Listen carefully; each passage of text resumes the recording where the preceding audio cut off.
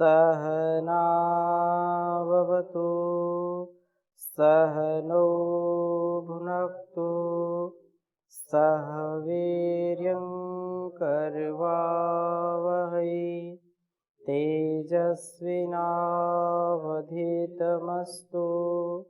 मा विद्विषावहै। ओम शांति शांति शांति। वैदिक जीवन पद्धति की इस कक्षा में आप सभी का हृदय की गहराइयों से हार्दिक स्वागत है, अभिनंदन है। निरंतरता के साथ हम वेदों का स्वाध्याय कर रहे हैं। ऋग्वेद के चतुर्थ मंडल के 32वें सूक्त का हमने स्वाध्याय कर लिया था। आज हम 33वें सूक्त का स्वाध्याय करेंगे और इन वेद मंत्रों से हमारे जीवन में जो दिव्य परिवर्तन आता है वह अत्यंत ही हमारे कल्याण के लिए आवश्यक है, क्योंकि यही हमारी ऋषि परंपरा रही है। इसी परंपरा को आत्मसात करके हमारे महापुरुषों ने अपने लिए भी और संसार के लिए भी बड़ा उत्तम कर्म किया है। बिना कर्म के हम एक क्षण रह भी नहीं सकते, तो कर्म को श्रेष्ठ करें। कर्म के निर्वहन में कभी भी आलस्य प्रमाद ना करें। सशक्त शरीर हो, दीप्त मस्तिष्क व प्रशस्त मन हो। शरीर से भी हम बलशाली हो, फौलादी हो, वज्र की भांति हमारा शरीर हो, और मन भी हमारा बहुत ही प्रशस्त होना चाहिए। आसक्त मन नहीं, विषयों की आसक्ति नहीं, अपितु परमपिता परमेश्वर के बताए गए मार्ग पर चल करके हम प्रशस्त कर्म करने वाले बने, क्योंकि इससे हमारा जीवन श्रेष्ठ बनेगा। आज हम, जैसा कि हमने बताया कि तृतीय जो 33वां त्रैस्त्रिंशत् जो सूक्त है, 33वां सूक्त है, उसका हम स्वाध्याय करेंगे। और पहले ही मंत्र में बहुत सुंदर बात कही है। ओम ऋभुभ्यो दूतामिवा वाचमिष्या उपस्थिरे श्वेतैरिं धेनुमीडे ये वातजूतास्तरेण भीर्भैरैव परिद्याम सद्यो अपसो बभूवुः। कहा कि वे प्रभु कहते हैं कि मैं ऋभुवा, जान दीप्त मस्तिष्क वाले ऋभु के लिए, विशाल हृदय विभुआ के लिए तथा शक्ति संपन्न शरीर वाले वाज के लिए दूतम इव संदेशवाहक दूत की तरह वाचम, इस जानवाणी को इससे प्रेरित करता हूं। उपस्थिरे, आच्छादन के लिए, अर्थात सब वाचम, इस जानवाणी को इससे प्रेरित करता हुआ आच्छादन के लिए, अर्थात अशुभ जो कर्म है, जो अकल्याणकारी कर्म है, उनसे बचाने के लिए श्वेतरी धेनुम, श्वेततराम, अत्यंत शुद्ध जान दुग्ध को देने वाली इस वेदवाणी रूप गौ को ईड़े प्रस्तुत करता हूं। कहने का आशय क्या है कि वेदवाणी ऐसी गाय है जिसका जो जान रूपी जो दुग्ध है, इस जान का पान जो करता है वो कभी भी भटकता नहीं है। जान रूपी यह जो जान दुग्ध है, उसको देने वाली जो वेद रूपी गाय है, इसको मैं देता हूं ताकि मैं इस संसार के जो भक्त हैं, जो साधक हैं, जो जान के ही आधार पर जीवन और जगत को दिव्यता से भरते हैं, वो भटके नहीं। इन सब दुर्गुणों से, दुर्व्यसनों से बचने का उपाय क्या है? ज्ञान। अंधकार से बचने का उपाय है ज्ञान। इसलिए ज्ञान विहीन सर्वमतेन भजति न मुक्तिम जन्मशतेन। भज गोविंदम गोविंदम भज मूढ़मते। संसार रूपी इस सागर को पार करने के लिए, अपार संसार सागर से उबरने के लिए एक ही उपाय है, ज्ञान रूपी नौका। इसलिए तरणिभि एवैहि, कि ये जो जान है ये संपूर्ण दुर्गुणों को पार करने वाली है। वायु से प्रेरणा को प्राप्त हुए अपसह कर्मशील बन करके वासनाओं को तराने वाली गतियों के द्वारा सद्य शीघ्र ही द्याम ज्ञान ज्योति को परिबभूवु व्याप्त करते हैं। जीवन में जो भी आलस्य से आक्रांत हो जाता है वे कभी भी ज्ञान को प्राप्त नहीं कर पाता, क्योंकि आलस्य ही मनुष्याणाम शरीरस्थो महारिपु। बाहर के जो शत्रु हैं वो कभी दया कर देते हैं, कभी उनका निशाना चूक जाता है तो रक्षा तो हो ही जाती है। लेकिन हमारे शरीर के अंदर जो सबसे बड़े शत्रु हैं वो क्या है? आलस्य। ये हमको धराशायी कर देते हैं, हमको जीते जी और दिव्य जीवन जीने की जो हम संकल्पना करते हैं उधर से हमको हटाते हैं, खींचते हैं। अरे कौन करेगा स्वाध्याय, कौन सुबह सुबह उठे, कौन प्राणायाम करे, कौन यज्ञ करे, सोने दो जरा सा, अभी आधे घंटे तो और सो लेते हैं, 10 मिनट तो अभी पर्याप्त है, अभी और जरा सा सो जाने दो।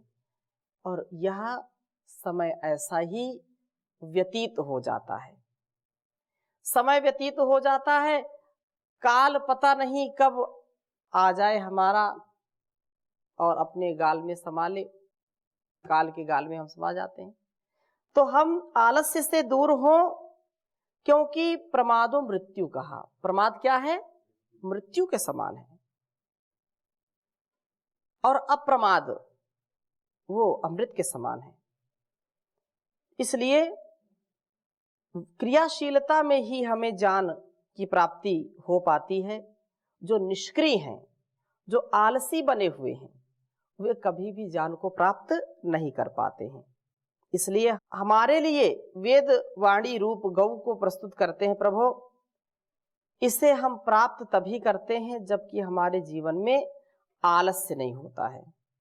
आलस में जो व्यक्ति रहेगा वो कभी भी ज्ञान से युक्त नहीं होगा, और आलस्य से देश दुनिया बर्बाद हो जाती है, घर टूट जाते हैं। सब कुछ होते हुए भी आलस व्यक्ति को छोड़ता नहीं, और आलस्य जब नहीं छोड़ेगा तो फिर उसी में व्यक्ति पतित हो जाता है। इसलिए अपने जीवन और जगत की भलाई के लिए हमको पुरुषार्थ करना है, आलस्य नहीं करना। एक क्षण का भी आलस्य हमारे लिए बड़ा कष्टकारी हो जाता है। इसलिए लोग बोलते हैं कोई नहीं, अब बहुत कर लिया, अब थोड़ा आराम करने दो। बहुत सुंदर लिखा है पथिक जी ने, जो जिंदगी पुरुषार्थ के सांचे में ढली है, तूफान का मुंह मोड़ के रख दे वह बली है। संसार में जीना तो बड़ी शान से जीना, इज्जत से बड़े प्यार व सम्मान से जीना, लेकिन किसी भी हाल में मंजूर न करना, नजरे झुका के शर्म से अपमान से जीना। अपमान जनक जिंदगी से मौत भली है, तूफान का मुंह मोड़ के रख दे वह बली है। जो जिंदगी पुरुषार्थ के सांचे में ढली है, तूफान का मुंह मोड़ के रख दे वह बली है। आराम तो हराम है, आराम न करना।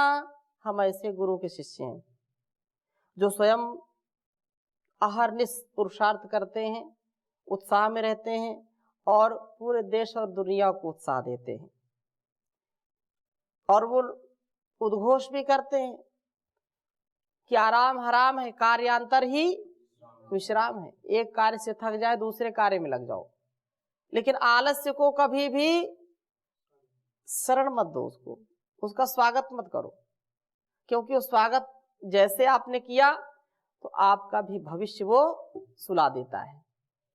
इसलिए कहा आराम तो हराम है, आराम न करना, इंसान के चोले को यूं बदनाम न करना। करना सदा व काम जिससे रहे सर ऊंचा, झुकता हो जिसमें सर कभी वह काम न करना। मेहनत की इस जहान में फूली व फली है, मेहनत ही इस जहान में फूली व फली है।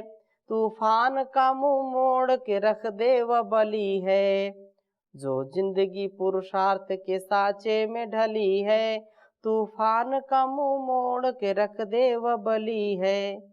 कुंभकर्ण व रावण बड़ा अभिमान था जिनको, और कंस दुर्योधन भले अच्छे लगे किनको। तब राम भरत कृष्ण व अर्जुन भी हुए थे, क्या बात है सत्कार व पूजा मिली इनको। जग में चरित्रवान की महिमा ही चली है, जग में चरित्रवान की महिमा ही चली है। तूफान का मुंह मोड़ के रख दे व बली है, जो जिंदगी पुरुषार्थ के सांचे में ढली है। तूफान का मुंह मोड़ के रख दे व बली है। हर वक्त जो परमात्मा को याद करेगा, हर वक्त जो परमात्मा को याद करेगा, दुनिया में किसी खौफ से हरगिज न डरेगा। दुनिया के किसी खौफ से हरगिज न डरेगा। घबरा के संकटों में कभी डोल न जाना, घबरा के कभी संकटों में डोल न जाना। संकट हरण प्रभु स्वयं संकट हरेंगे, सब संकटों की पथिक कहाँ दाल गली है, कब संकटों की पथिक यहाँ दाल गली है। तूफान का मुंह मोड़ के रख दे व बली है, जो जिंदगी पुरुषार्थ के सांचे में ढली है। तूफान का मुंह मोड़ के रख दे व बली है। तो संसार में जो जीवन है, उस जीवन में हमको पुरुषार्थ करना चाहिए, और पुरुषार्थ चतुष्टय की सिद्धि भी इसी से होती है। धर्म, अर्थ, काम और मोक्ष ये कैसे मिलेंगे? केवल उपदेश करने से नहीं, अपितु अपने जीवन में इसको उतारने से सारा मिलता है। तो वेद रूपी यह ज्ञान हमको मिल रहा है, हम सदा इसके लिए अपने को लगा करके रखें और कभी भी इससे पतित ना हो। और बहुत सुंदर अगला मंत्र है, मैं इसको लिखता हूँ फिर चर्चा करूंगा। दूसरा मंत्र, सशक्त शरीर, दीप्त मस्तिष्क व प्रशस्त मन। ओम यदारमक्रन नृभवः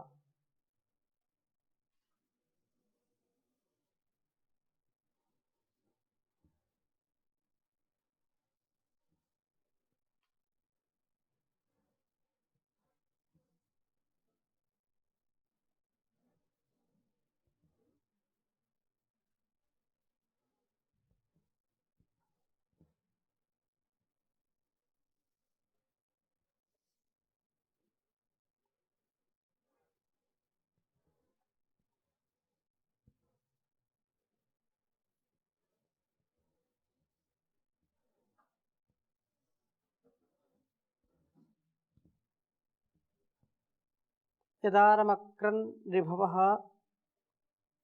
पितृभ्यां परिवीष्टि।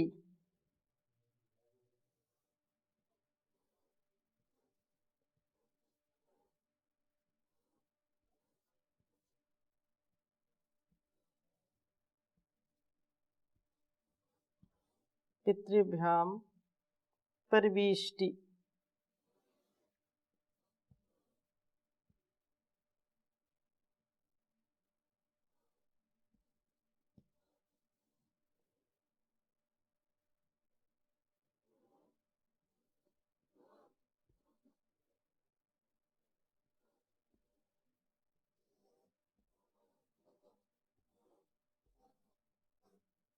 परिवीष्टि वेषणा दंसनाभिः।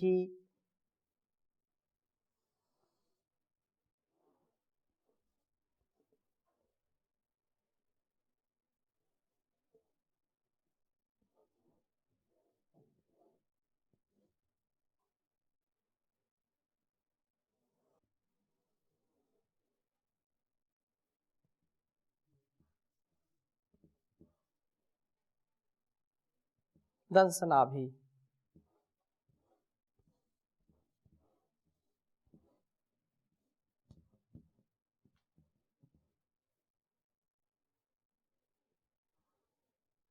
आदिदेवा नामुप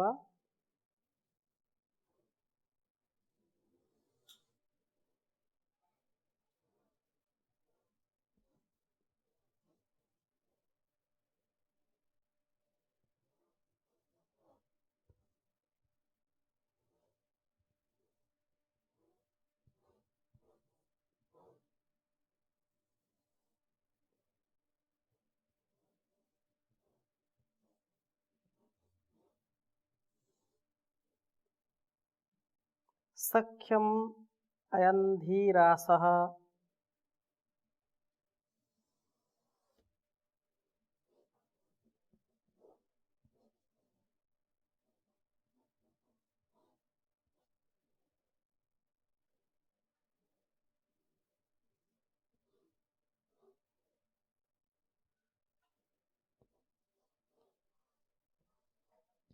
सख्यमयन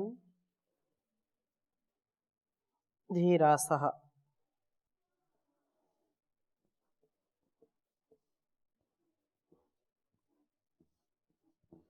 पुष्टिम अवहन मनायै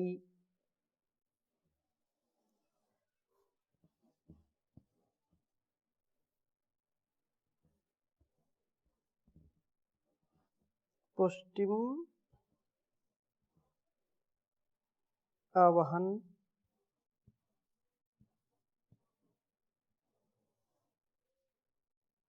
मनायै।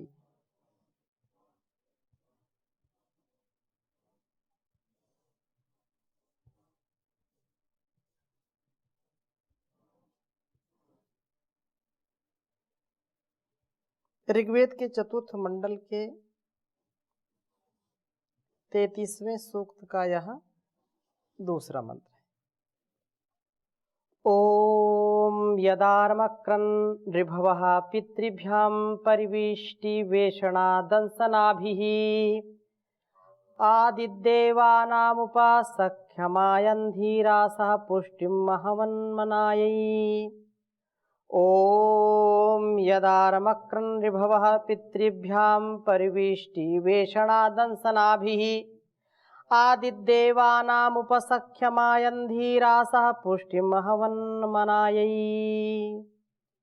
बहुत सुंदर भाव है इस वेद मंत्र का, ध्यान देंगे। यदा, जब, ऋभवः, ऋभु विभुआ और वाज अर्थात ज्ञान दीप्त विशाल हृदय सशक्त पुरुष, पितृभ्याम द्यावा पृथ्वी के लिए, मस्तिष्क व शरीर के लिए। जो पितृभ्याम मतलब द्यावा पृथ्वी, अर्थात यह जो देवलोक वो हमारा क्या है, मस्तिष्क है, और पृथ्वी क्या, ये शरीर है। तो ये मस्तिष्क शरीर के लिए परिविष्टि परिचर्या के द्वारा अर्थात बड़ों की सेवा के द्वारा वेषणा, वासनाओं का आक्रमण, वासनाओं पर हम आक्रमण कर पाते हैं, अर्थात वासनाओं पर आक्रमण के द्वारा तथा दंसना भी ज्ञान आदि उत्तम कर्मों में प्रवृत्त रहने के द्वारा आरम अक्रन पूर्ण पुरुषार्थ करते हैं। अर्थात जब बड़ों के आदर आदि के द्वारा शरीर व मस्तिष्क दोनों को ही सशक्त व दीप्त बनाते हैं, तो इत शीघ्र ही ये ऋभु देवानाम देवों के सक्षम मित्रत्व को उपआयन समीपता से प्राप्त होते हैं। देव बनने के लिए आवश्यक है कि हम शारीरिक और बौद्धिक उन्नति के लिए पुरुषार्थ करें और उन्नतियों के कारण अपने उद्देश्य को प्राप्त करें, ब्रह्म व क्षत्र का विकास करने वाले बने। धीरासः धीर पुरुष मनायई प्रशस्त मनस्कता के लिए पुष्टिम अवहन पुष्टि को धारण करते हैं। निर्बलता मन की भी अप्रशस्तता का कारण है, अप्रशस्त हो जाता है। तो इस वेद मंत्र का भाव इतना सुंदर है कि हमको समझना चाहिए। यदा, ये जो व्यक्ति अपने से बड़ों का सम्मान करता है, अपने से बड़ों की आज्ञा मानता है, तो अपने से बड़ों की जब संगति व्यक्ति करेगा तो बुराइयों से बचेगा। और संसार में जो सबसे बड़ा है वो कौन है? परमपिता परमेश्वर है। हम भी उस परमात्मा के क्या हैं? प्रतिनिधि हैं। हम भी उसके छोटे से मॉडल हैं।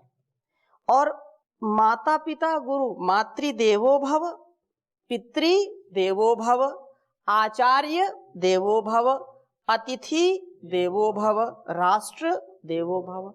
इन देवों का जो सम्मान करता है, इनकी आज्ञा के अनुसार जीवन को जीता है, वह कभी भी मानसिक और शारीरिक रोगों से पीड़ित नहीं होता है।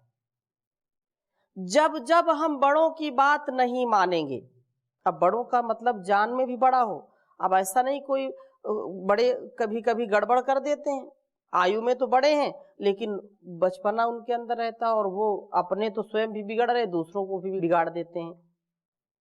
तो जो ज्ञान वृद्ध हैं, जिनका जीवन शास्त्रोक्त है, जो शास्त्रीय परंपरा के व्यक्ति हैं, ऐसे लोगों का सदा सम्मान करना चाहिए, उनकी आज्ञा के अनुसार जीवन को जीना चाहिए।